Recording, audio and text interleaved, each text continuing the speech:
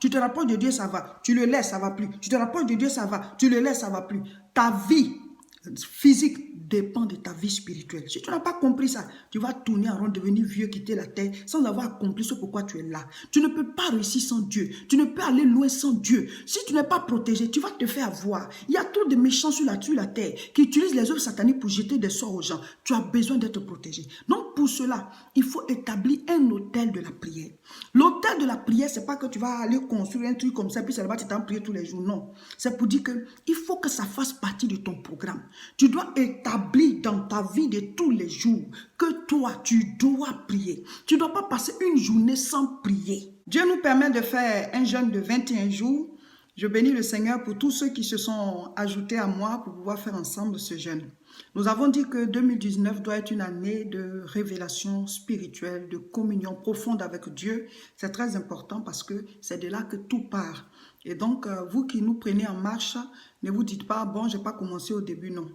Le jeûne, c'est l'état de ton âme. L'état de ton âme que tu décides de humilier devant Dieu. Voilà, on décide de se priver pour que Dieu puisse entendre encore plus nos cris, pour qu'il puisse nous exaucer, enlever tout ce qui est pierre, qui empêche la résurrection, enlever tout ce qui est tâche, tout ce qui empêche en tout cas la main de Dieu d'agir, pour que Dieu puisse nous entendre. Donc, ce n'est pas forcément le nombre de jours, voilà, c'est la disposition de ton cœur. Donc, nous avons décidé de faire les 21 jours de jeûne. Si vous n'avez pas commencé avec nous et que vous prenez le train en marche, ben on y va, on y va, on y va. On va tous finir ensemble. Si vous avez fait 10 jours, si vous avez fait 5 jours, si c'est au dernier mois, vous avez découvert, continuons. Voilà, prenez le train en marche et mettez-vous en jeûne. Alors, ça se passe tous les jours de 6h à 18h. Tous les jours de 6h à 18h. Ceux qui veulent boire quelques gouttes d'eau, ça ne dérange pas. Comme je le dis, Dieu n'est pas compliqué. Pour dire non, c'est comme si, comme tu n'as pas fait ça, alors tu n'as pas ça. Il regarde l'état de ton âme, la motivation profonde pour tout ce que tu fais. C'est ça que Dieu regarde. On a décidé de se priver, alors nous sommes dans cette communion avec Dieu, il va nous bénir. Donc si vous voulez boire quelques gouttes d'eau, vous le buvez. Ceux qui peuvent tenir sans boire de l'eau, faites-le. Ceux qui veulent se lever très tôt pour manger, avant 6h du matin, vous pouvez le faire. Ceux qui peuvent tenir, nous autres, dès qu'on se réveille, on est dans le jeûne. Voilà. Donc fais selon ce que tu peux faire, mais il faut que tu te dises que je dois cette année me consacrer à Dieu. Et c'est Dieu qui va nous donner la force pour qu'on puisse se consacrer à lui. Le jeûne n'est pas une activité physique, c'est une activité spirituelle. C'est vrai que ça engage le corps, mais ton esprit doit être en contact avec Dieu. On ne jeûne pas pour en faire un jour un tableau de gloire pour dire que oui, moi j'avais fait tel nombre de jours de jeûne. Oui, si on te demande, tu peux le dire, c'est pas qu'on doit cacher. Mais c'est pour dire que si tu veux prendre ça du côté charnel, tu ne pourras pas le faire. C'est spirituel, c'est spirituel. Donc, je répète encore les recommandations. Tous les jours de 6h à 18h, à partir de 18h, vous pouvez manger. Alors, n'allez pas tout de suite prendre des repas lourds et tout ça. Prenez quelque chose de léger d'abord, parce que l'estomac, quand pendant des heures, il n'y a pas à manger, qu'un coup tu mets quelque chose, ben, ça agit aussi sur voilà, le métabolisme. Donc, prenez d'abord des jus, de la bouillie et tout, des trucs comme on nourrit un enfant d'abord, et puis ensuite le reste va venir. Ok, maintenant, par rapport à nos méditations, parce qu'on ne peut pas jeûner sans prier. Voilà, on jeûne et on prie et on médite la parole de Dieu. C'est par sa parole que Dieu nous parle. Donc, nous avons le livre de Romains à lire durant tout notre jeûne. Et comme il y a 16 chapitres, on a ajouté le livre d'Éphésiens. Donc, chaque jour, un chapitre, un chapitre, un chapitre. Vous qui avez pris le train en marche, ben, vous pouvez lire à partir de Romains chapitre 1 et chaque jour suivre avec nous. Mais jusqu'à ce que le jeûne finisse, il faut qu'on finisse Romains et Éphésiens. Donc, vous pouvez lire 2 ou 3 chapitres par jour pour nous rattraper. Voilà. Mais le jeûne, vous n'avez pas besoin de rattraper. Alors, aujourd'hui, c'est le deuxième jour de jeûne. Nous avons Romains chapitre 2 à lire. Nous avons annoncé que pour les premiers jours de jeûne, nos sujets de prière, c'est sur la repentance. La repentance, c'est demander pardon à Dieu pour nos péchés, mais aussi pour nos familles, pour nos pays et pour tout le monde. Parce que quand la malédiction est attirée vers une maison, ben c'est tout le monde qui la reçoit. Quand la malédiction est attirée vers un pays, c'est tout le monde qui la reçoit et ainsi de suite. Donc, on se repent pour nous et pour tous ceux avec qui nous vivons. Nous demandons pardon à Dieu pour tout ce qui est commis comme mauvais acte qui peut attirer la malédiction, qui peut attirer les malheurs.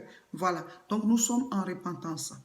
Après cela, nous allons les 2 jours qui suivent, c'est-à-dire après mercredi, jeudi et vendredi. Voilà, notre sujet de prière, c'est la première requête que nous allons demander à Dieu, c'est de nous donner une vie de prière et de méditation. Voilà. Donc, nos sujets de prière de jeudi et vendredi, Seigneur, donne-moi une vie de prière et de méditation. Parce que tout part de là. Oui, tout part de ta relation avec Dieu. Et pour cela, je vais lire 3 Jean 1, verset 2. 3 Jean 1, verset 2. Bien-aimé, je souhaite que tu prospères à tous égards et sois en bonne santé, comme prospère l'état de ton âme. Voilà, j'ai l'habitude de dire que notre vie physique, notre prospérité, notre réussite, tout ce que nous pouvons entreprendre sur la terre dépend du spirituel. Amen. Et les mystiques, les sorciers, les serviteurs de Satan, eux, ils l'ont compris.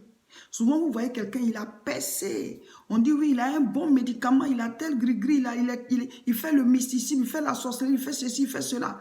Et tu vois que ce qu'il est en train de faire, apparemment, ça semble marcher. Voilà. Pourquoi? Parce que eux, ils se disent qu'il faut qu'ils aillent attacher quelque chose dans le monde spirituel. Il faut qu'ils mettent quelque chose sur ce qu'ils font. Et même certaines grandes entreprises ont tissé des alliances. Tu vois leur logo là, tu sais qu'il y a un truc mystique. Parce que l'image qui est donnée comme logo, et tout ça parce que spirituellement, il faut qu'eux, ils agissent d'abord avant que physiquement, ils aient des clients, avant que leur entreprise ne puisse drainer beaucoup un chiffre d'affaires très élevé. Mais ça, c'est dans le monde spirituel diabolique. La Bible dit c'est la bénédiction de l'Éternel qui enrichit et elle n'est suivie d'aucun chagrin.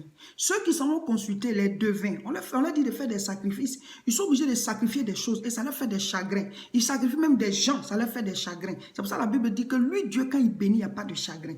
Parce qu'on va te dire fais telle chose, telle chose, telle chose. Et puis tu le fais. Tu sais que tu es en train de vendre ton âme. Mais juste parce qu'il faut que le spirituel puisse être avec toi. Et donc Satan, il te donne avec la main gauche, il prend avec la main droite. Parce qu'on ne vient pas de Satan, on vient de Dieu. Donc tu n'es pas son enfant et tu viens lui demander des choses. Donc il va te faire un truc, un poids, tu vas poser un acte contre Dieu, il va t'amener à faire un gros péché et puis maintenant il te donne un semblant de bénédiction. Cette bénédiction, ce n'est pas la vraie parce qu'il vole. Voilà, il va t'amener à dépouiller quelqu'un en fait. C'est pour ça la Bible dit il vient pour dérober, égorger, détruire. Donc Satan, c'est un grand voleur. Alors il vient, il te dit va prendre telle chose de quelqu'un et il fait le gris-gris avec. Et puis toi maintenant, tu as toutes les grâces de la personne, plus pour toi-même. Et puis maintenant, tu sembles prospérer. Donc tout ce que vous voyez, les gens qui s'en vont faire, ils s'en vont voir les charlatans et tout ça, on les amène à voler. Mais Dieu dit, quand lui te bénit là, il n'y a pas de chagrin.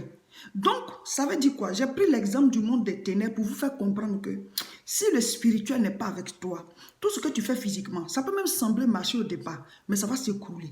Pourquoi? Ce n'est pas parce que Dieu va détruire, mais les forces maléfiques autour de toi. On est dans un monde de ténèbres.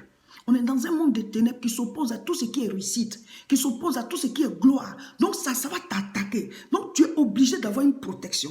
D'abord de Dieu, et puis aussi tu es obligé de demander la réussite à Dieu. Il y en a qui font tout ce qu'il faut faire. Ils ne réussissent pas. Pierre a pêché toute la nuit, il n'a pas eu de poisson.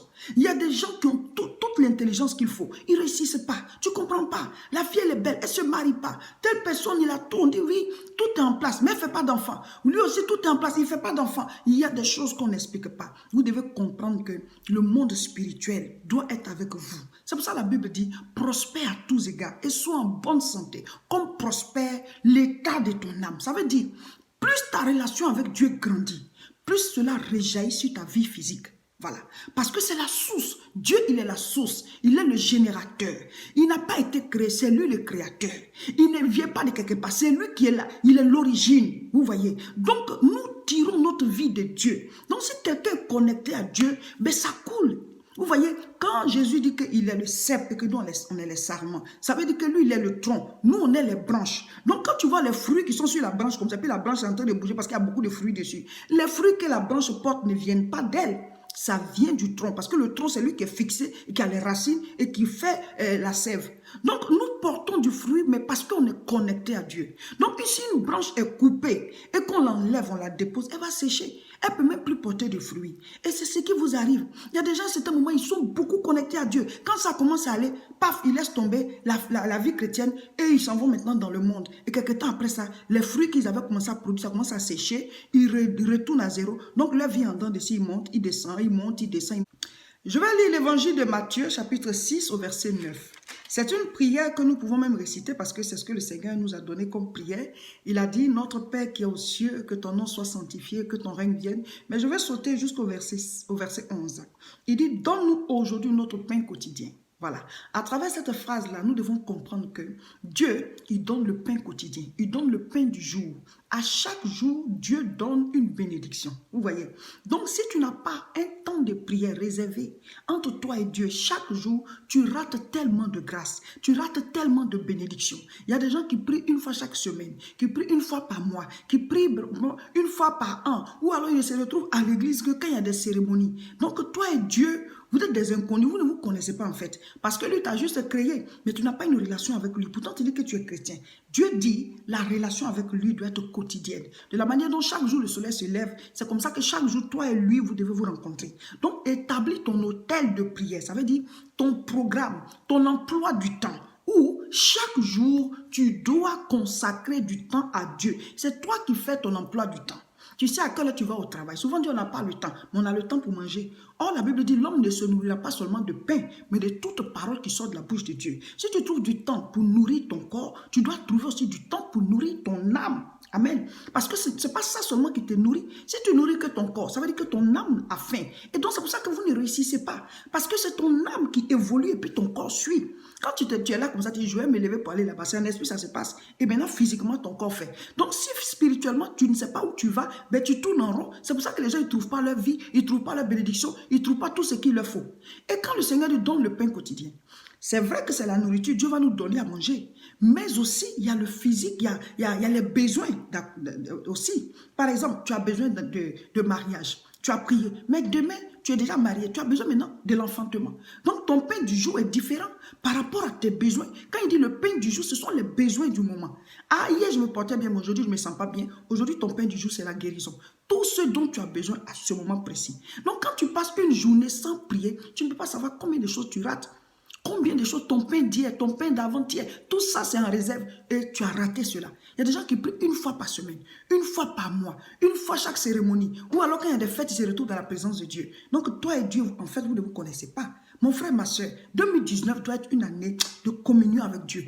Matthieu chapitre 26, verset 40. Le Seigneur Jésus-Christ, il était allé prier à la montagne de Gethsémani. Il était allé avec ses disciples. Et quand il s'est éloigné pour prier, au retour, il est venu les trouver endormis. Et il leur a dit, vous n'avez pas pu veiller 1 heure avec moi. Ça veut dire quoi? À partir de cette phrase, nous pouvons comprendre que Dieu aimerait que nos prières puissent durer au moins 1 heure.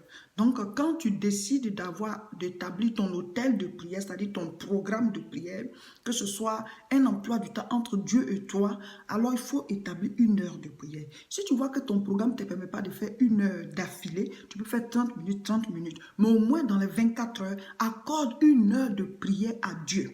Si à partir de ce moment où tu regardes la vidéo, tu décides de faire cela, ça devient une alliance entre toi et Dieu. Seigneur, chaque jour, je vais t'accorder 1 heure de prière. C'est toi qui sais à quelle heure tu vas au travail. C'est toi qui sais à quelle heure tu vas faire ton commerce ou tes activités. Donc, c'est toi qui sais comment tu dois établir. Si c'est au retour, si c'est la nuit, si c'est dans la journée, si c'est pendant ta pause. Mais il faut que tu aies un temps de prière réservé à Dieu chaque jour.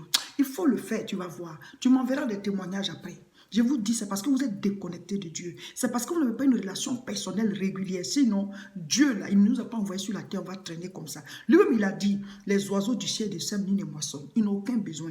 Dès qu'ils veulent manger, ils en ont. Mais nous, pourquoi on souffre? Pourtant, nous sommes l'image et la ressemblance de Dieu. Nous sommes créés pour être en connexion avec Dieu. Quand Adam et Ève étaient dans le jardin, Dieu venait régulièrement les voir. Ils avaient une relation avec Dieu. C'est quand on perd cette relation-là, alors on est égaré, on a la galère et la misère. Parce que notre source, c'est Dieu. Si tu n'as pas compris ça, tu vas tourner en rond ici. Tous ceux qui ont fait comme toi ont tourné en rond, ils sont partis sans rien. Si c'est ce que tu veux faire aussi, en tout cas mon frère, ou alors connecte-toi à Dieu, comme David, comme Salomon, comme Abraham, comme Isaac, pour terminer riche et dans la gloire et partir rassasié des jours. Donc c'est à vous de décider. Pour vous tous qui êtes en Europe, le samedi 9 février, nous serons tous à Aubervilliers pour la deuxième grande croisade de l'année. L'adresse est 29 rue Sadi Carnot, 93 300. N'oubliez pas de vous abonner à nos différentes pages et à nos différentes chaînes. Si c'est sur Facebook, juste au-dessus de la vidéo, il y a un doigt comme ça. Vous cliquez sur j'aime. Voilà, ça veut dire que vous serez abonné parce que sinon vous allez rater les autres recommandations et vidéos qu'on va mettre en ligne. Donc, il faut rester connecté. Si c'est sur YouTube, cliquez sur là où ils ont écrit s'abonner. Et voilà. Et partagez la vidéo, voilà, dans les réseaux sociaux, WhatsApp, partout. Il faut que tout le monde soit vraiment connecté à Dieu. C'est très important.